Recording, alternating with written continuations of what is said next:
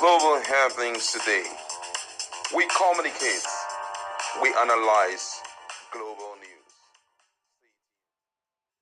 Hello, great people. Welcome back to our channel. PeterObi has joined myriads of Nigerians to discuss what he described as Wike versus Naval officer, a lesson for national reflection. And he threw out a lot of questions, the implication of the actions of the duo, and also what must be done to make a new Nigeria possible for Nigerians. I'm going to give you full details of what he said and also point out some of the things in a summary form for you to get more understanding. Now, this is what his write-up. He says that the recent needless altercation between the FCT minister, His Excellency Barrister Nyesom Wike, and a naval officer are yet another unfortunate reflection of the growing institutional disorder in our country.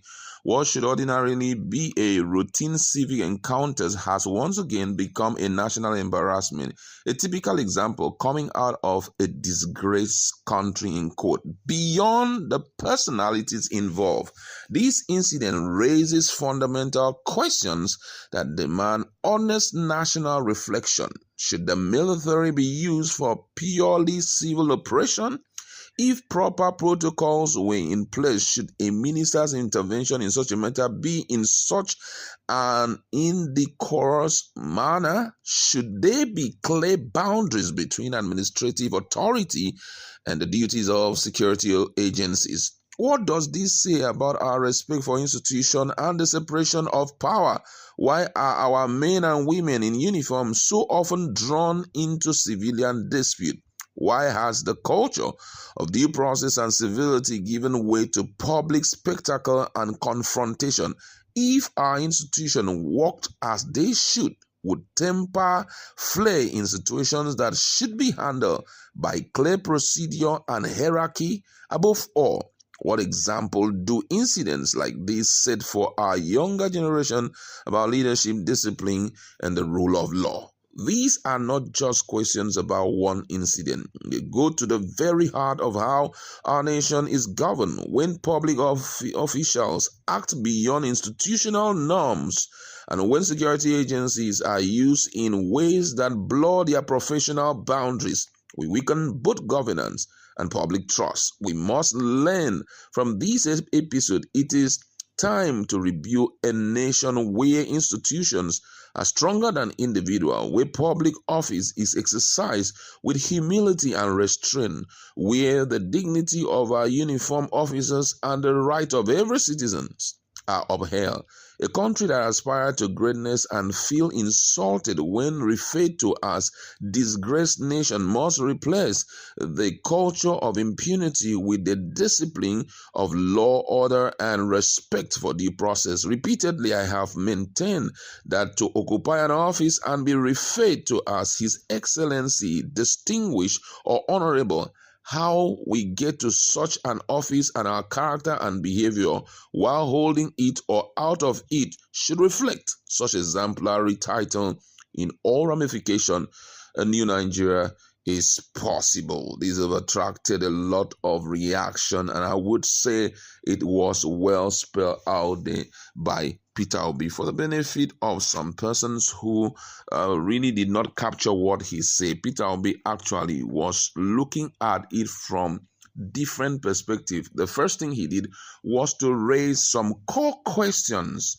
And one of it was that should the military be involved in purely civil operation? Should minister intervene in security matters in an undignified way? Are there clear boundaries between administrative and security rules? Why are uniformed officers frequently dragged into civilian dispute?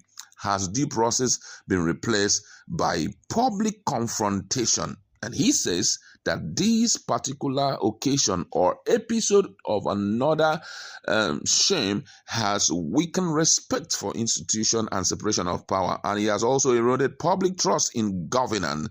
And it has set poor example for the youth on leadership, discipline, and rule of law. His call to action is that institution must be stronger than individual. Public office demands humility, restraint, and respect for due process. The dignity of uniformed officers and citizens' rights must be protected.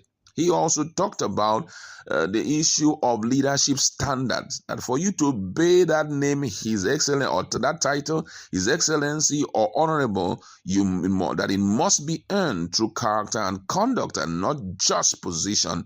And then further say that it is time to replace impunity with law, order, and discipline in Nigeria. But those were some of the things that he, brought to bear. And I must say that this is well spelled out. As much as we are blaming, the politician, the minister, we should also blame those who were all involved in making sure, that military man was there. But the question is, why should the military man be there? Something was wrong with our institution for them to be called upon to be there. Because if, things were done the way it should be done from the beginning, I think that the owner of the land, with his level of, military experience, would have loved to do the right thing. We're talking about a vice marshal. We're talking about someone who had worked in military for so long. He wouldn't have allowed himself, to go through all of that. But I love the fact that it has happened and we've learned a lesson here and there. But guess what? It has attracted the reaction of most Nigerians. And someone said, I was surprised that Wike, as a lawyer, forget that any law enforcement officer in uniform represent the president and the sovereignty of the Nigerian state. By implication, the person is saying that you wouldn't have been involved in that level of altercation. It would have been to make some required call and then do some, call it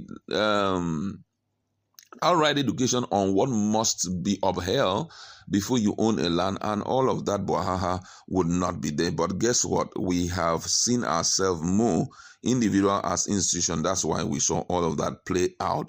Someone here says Wike constant show of power is becoming a pattern, from shouting at subordinate to confronting officers on duty. Leadership isn't about intimidation. It's about restraint and respect for process. Nigeria needs institution that check excesses, not men who think they are institution. My brother, this is not a case of being an institution.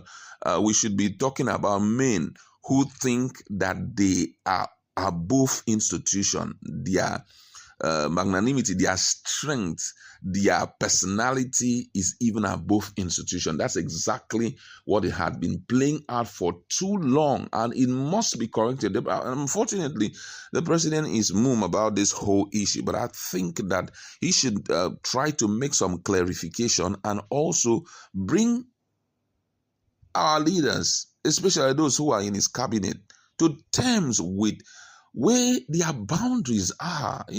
Come on, if you walk and you don't know your boundary, automatically you'll be acting this way, and it's outrightly not what we expected from a serving minister who has been a two-time governor, who has been a former minister, who had been a local government chairman, name it, countless portfolios. But it seems as though the training is nothing to write home about. It breaks the heart to see this happen. But I believe that Nigerians have learned a thing or two from this. And come on, from the write-up of PeterObi, it has been able to give Nigerians a focus right now that the duties of institution must be well defined, and we must try within our best not to bring in impunity and intimidation in the discharge of our responsibility. Because I believe if the right things were done, this whole thing that we are today talking about would never had occurred. But however, it's important that the minister should understand what this has done to his office. Has gone an extra mile in eroding his respect, and outside that, it leaves a big question on his capacity to run that office. But that's where we like to leave it. Let's meet in a commission and talk more on this.